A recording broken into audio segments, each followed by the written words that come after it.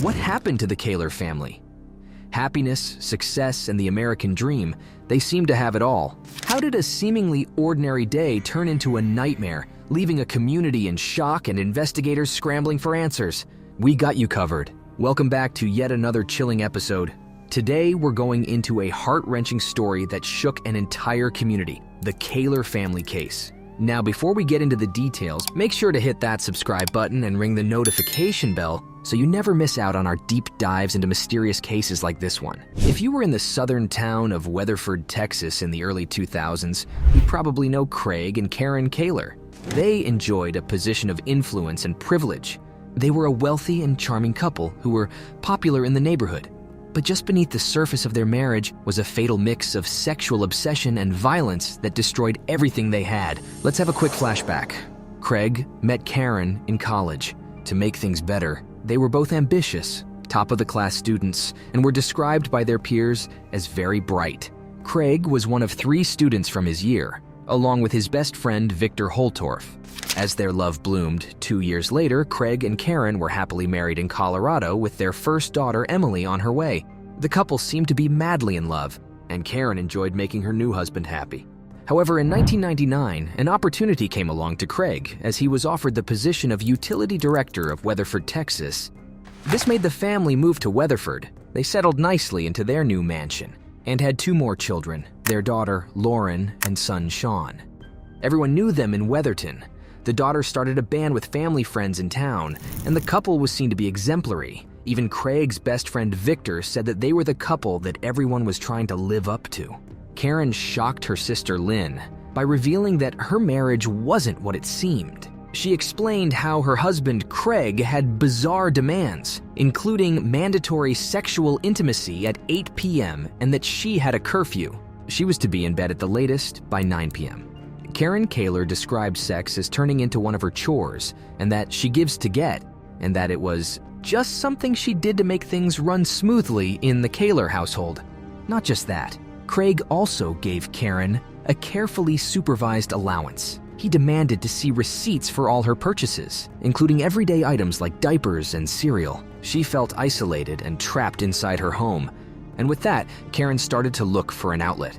She decided to join the neighboring gym called Powerhouse in Weatherton. However, knowing Craig would refuse to pay for the membership, she raised the money on her own by baking and selling cakes. At the gym, she befriended Sonny Reese, a fitness instructor, and their relationship turned intimate. Craig, noticing their close friendship, encouraged the relationship by proposing a threesome with the 2 women. Sonny claims that he went as far as sending her flowers and texts to try and entice her into the threesome, but Karen and Sonny refused Craig's requests. Meanwhile, their relationship became more and more intimate. Craig thought his wife was going through an experimental phase and would soon get over her lesbian interest, but the opposite happened. The relationship he initially encouraged became more out of his control. He became desperate to regain control and decided to move his family to Missouri in 2008, hoping to end Karen and Sonny's affair. Instead, the relationship persisted through long-distance communication. During this period, Craig and Karen's relationship became increasingly strained. It came to an end on December 31st, 2008, at a New Year's party hosted by old friends in Weatherford, where Sonny was present.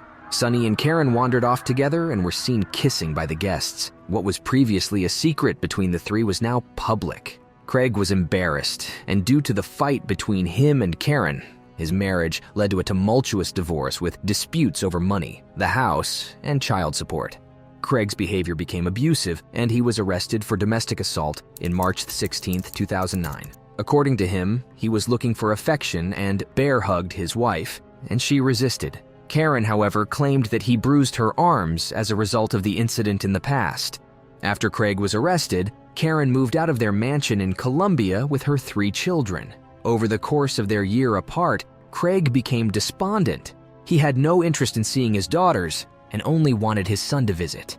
He felt that the women in his family had failed him, and he was angry that his daughters had accepted Sonny. During the months that followed, Craig's state of mind worsened and he became obsessed with Karen. He stalked her, took the air out of her tires, and installed spyware on their home computer. Craig was so distracted to the extent that his work was compromised. Friends reported that he obsessively went over old family albums with them during work hours. Months later, he lost his job. With everything lost, he has to move back in with his parents.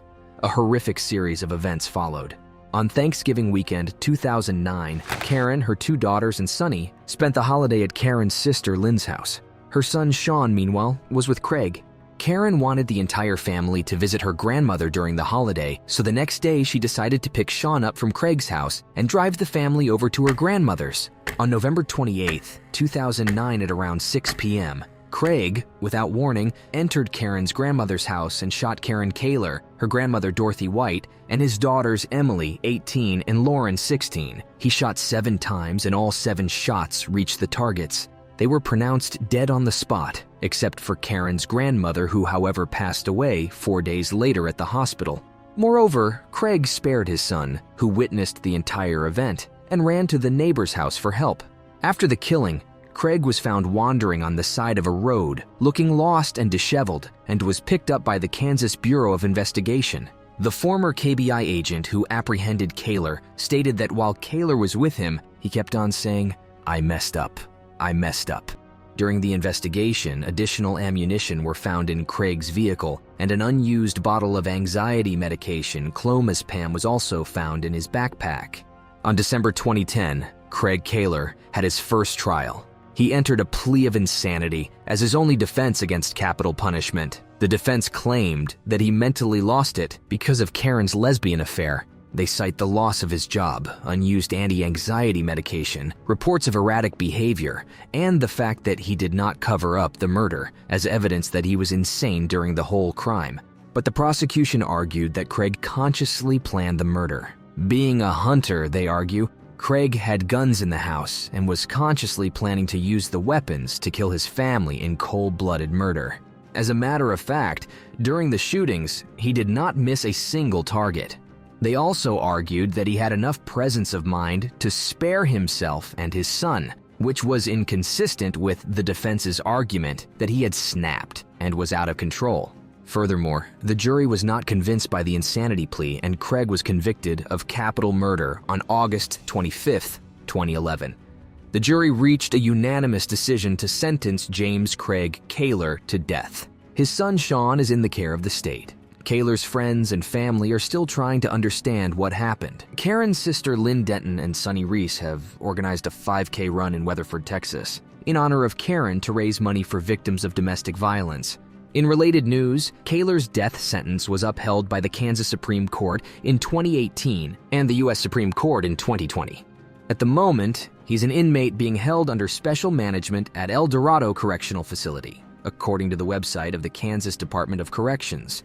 No execution date for Kahler has been set, as he has other legal options that haven't been exhausted.